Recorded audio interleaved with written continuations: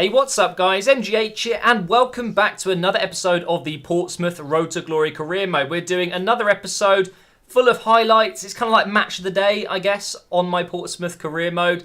And actually I should explain, we've got Johnstone's Paint Trophy fixtures at the moment. I've decided I'm going to be simulating that tournament because the FA Cup is coming up and obviously we've got a lot of league games, so we will be simulating the Johnstone's Paint Trophy. Hopefully you guys will not mind that. But yeah, I was just thinking this really is like match of the day because I have 8 matches in 10 minutes or so and you guys just see pretty much the best bits and the goals. Whereas when I'm live, it's obviously a lot different. But talking of live episodes, we will be doing a live one tomorrow. So don't worry, this is the last one for a little while. But what a way to start off this game. Absolutely fantastic header from Garcia. He is the hidden gem, the beast I've found so far in the Portsmouth career mode. I really rate this kid already. He is stunning. He's really, really good, guys. Definitely check him out and try and get him in your career modes. 3 goals already in the league for a cam. Not too bad. Not too bad at all. Good defending there from Bushagli. I wanted to include this highlight because he's really settling in well. He's doing well in the team. He feels like a really, really high-rated player, even though he's only 70 rated at the moment. I think he soon grows to 71. I can't quite remember, actually, if it was in this episode or not. But either way, guys, Bushagli is looking like a very good signing. Really pleased with him. But we were 1-0 up going into half-time, and then we hit the post in the 60th minute, so close to making it 2-0 and getting that cushion, because when things like this happen in the 90th minute and you know if they score you're going to drop points, it's not very nice. But we do hold on and we get the win. So not the best game ever, but I've got to tell you guys, this episode is a lot better than the last in terms of highlights.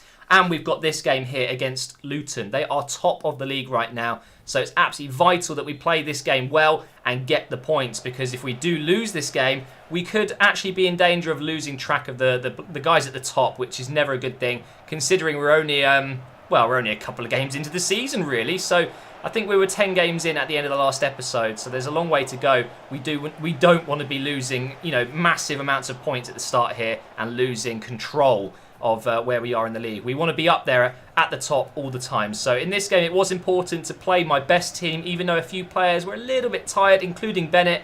He gets off to a great start here, but I just could not pull the trigger fast enough. Look at that. And Lee with a very good tackle. It looked dodgy at first, but having seen it back, definitely wouldn't have been a penalty. But I can see why Luton are doing well in the league so far. They were very, very difficult to break down. As you can see there by the highlights, literally just nothing happened in the first half. So in the second half, I played on ultra attack, which of course meant leaving gaps. And that's when they were able to score pretty much the first 5 minutes in the second half. They just countered me like a bitch and scored a very nice goal indeed. Not much you can do about it. If you're playing an ultra attack, trying to get all those chances to score, it does mean your defenders push forward a little bit, especially the wing backs. And the cross was just so good. It really was. And then I do something stupid like this with Emmanuel. He's done so well for me recently, but I just run into trouble with him. I lose the ball, and you guys know what's coming in. A cross and a goal. It just happens all the time in this career mode. But what a finish from the same guy. I can't remember his name, but what a finish. This goal was even better than his first, I think. Look at that. The control he's got on that. And the keeper, again, just no chance. I'm really not a fan of Murphy in goal, but for this season, he will do. In the next season, like I said in the last episode, we'll go for a left midfielder, probably Gray from Birmingham, and then we will bring in a goalkeeper. But guys, I tried so hard to pull back a goal. We finally get it. It's 2-1 now. We're thinking, yes, 15 minutes to go, just get that second goal and take a draw against top of the league. But no, instead of that, I'm actually going to try and defend it brilliantly, but do an absolutely terrible job at it once again and concede the final nail in the coffin, pretty much. I mean, luckily it wasn't the same guy getting his hat-trick. That would have been awful, but we do lose the game 3-1, guys. And I have my chances in the game, but nowhere near enough to win it. So you got to give it to Luton. They are looking good. So definitely my main rivals for the season.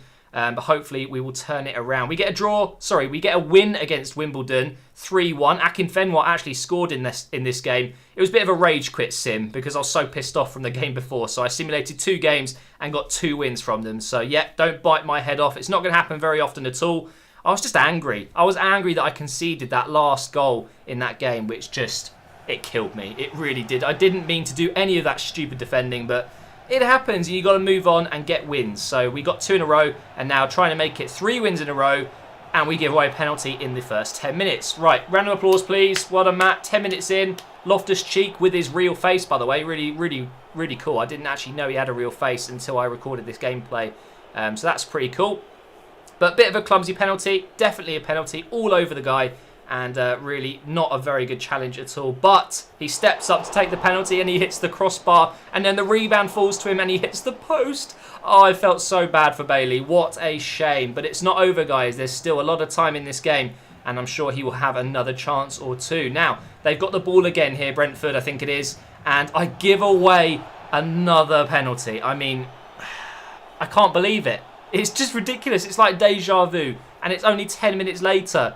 And look at the challenge. Oh my God, there's a bit of De Jong in there. So Bailey does have another chance here, and he will slot this one away in the bottom left corner, in off the post. I mean, how lucky is that? If he'd missed that one as well, I don't think he would have ever taken a penalty again, especially if it happened in real life. He would be banned from the penalty spot. Either way, guys, 1-0 down. It didn't matter to me. It just needed to get back in this game as soon as possible. And look at the amount of space here for Garcia. You know what's going to happen. He's going to bend it into the far right corner, and that will make it 1-0 just before half-time. Perfect timing. Great bit of passing play there. Loftus-Cheek, really, really impressed with him. Him and Barton, you know, a very tall double act, I should say. And with Garcia in front of them, it seems like a very good balance at the moment. So I'm very much enjoying them. And then Bennett receives the ball just after the half-time break here. What can we do with it? I mean, I wanted to smack it with my left foot, but it wasn't going to work. Garcia goes for the shot. It was another finesse shot, but Stack makes an incredible save. Very athletic save, so it goes out for the corner. Now, Bennett, should I have had a shot? I don't know, but we'll get the ball in, and it didn't matter anyway because he was going to score from the corner. What is with Bennett right now? He is scoring... He's scoring so many goals, but... headers? He's not even that tall. It's absolutely crazy. But now we've got Nacho sprinting at the defence here. You do not want to see that coming at you. He's so quick. Passes it into Barton. This is to wrap up the game. And we do get the 3-1. Is it Barnett? It might be Barnett, sorry. I don't know why I said Brentford before. But what a finish from Barton there. And 3-1 is the score at the moment. They were trying to get another goal here. But it probably would have been too late. Even if they made it 3-2 there. And we tried to get one last chance, one time to score 4 goals in this game. But no, it finished 3-1. But guys, it's another 3 points. That's 3 wins on the bounce now. And we will go into some training. And there you go. Loftus-Cheek has already grown by 3 already. He's now up to 66. I love the training mode in this game. Oh, man. I absolutely love it. And then we're up against Barnett again, which was absolutely crazy.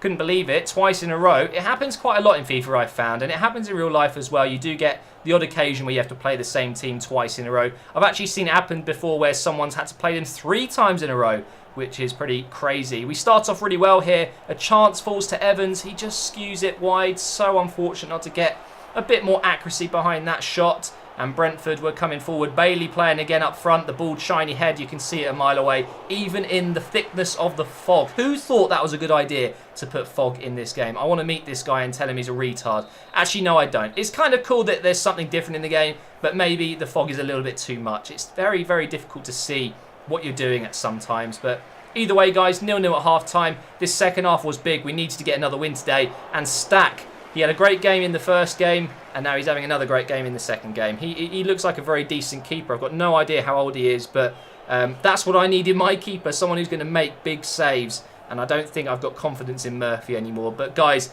watch back this goal. If you need to pause the video and go back and watch the whole bit of play there, my God, I'm so proud of this goal. It is beautiful. I swear, like, Garcia and Iheanacho here, it's like Coutinho, Firmino. The passing in between them, it's like they're brothers. They know exactly where they're going and where to put the ball. Now that I thought was offside at first. Now when I've gone back to look at it, it was way onside. Give away the ball and they give it straight back. What are they thinking? And Garcia haven't tried a long shot really with him from a real distance, and it comes off the angle of the bar.